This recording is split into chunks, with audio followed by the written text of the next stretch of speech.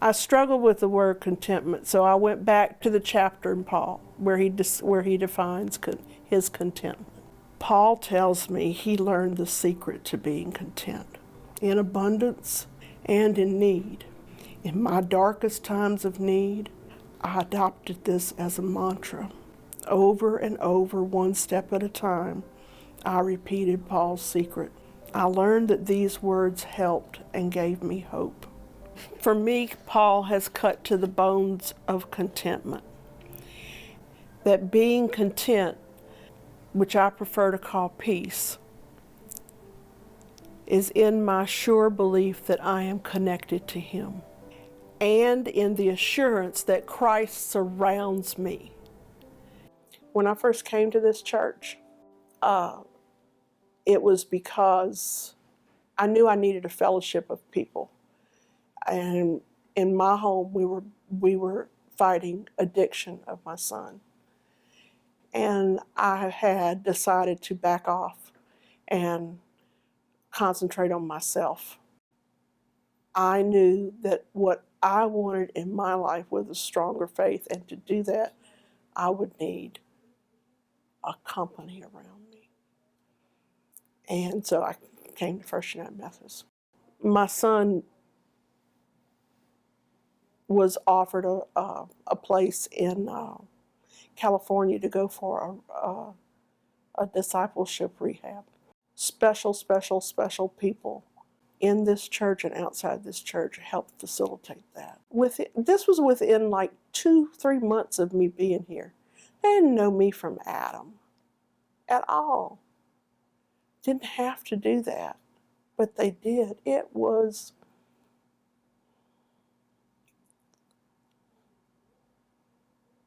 wonderful, unexpected, unscripted kindness and generosity.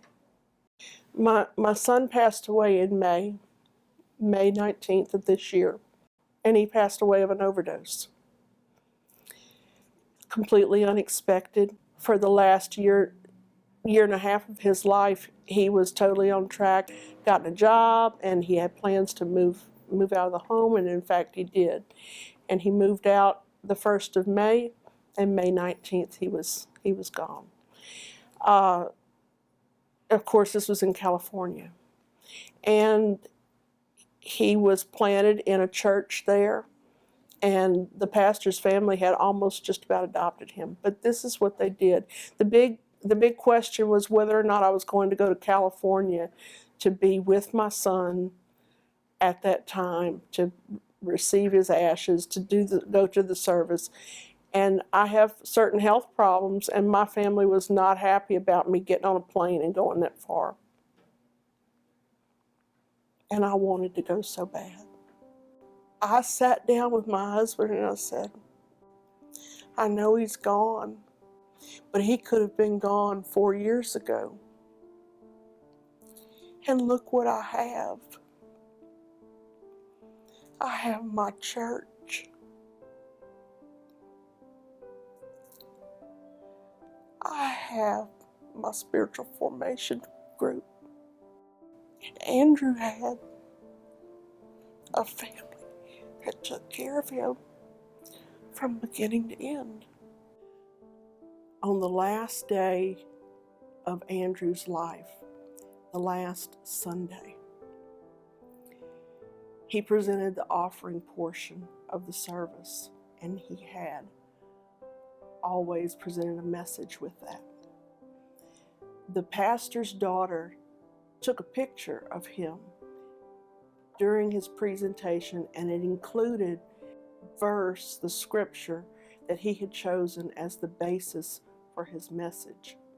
And it was a portion of Matthew 10:8. And it said, freely you have received, freely give.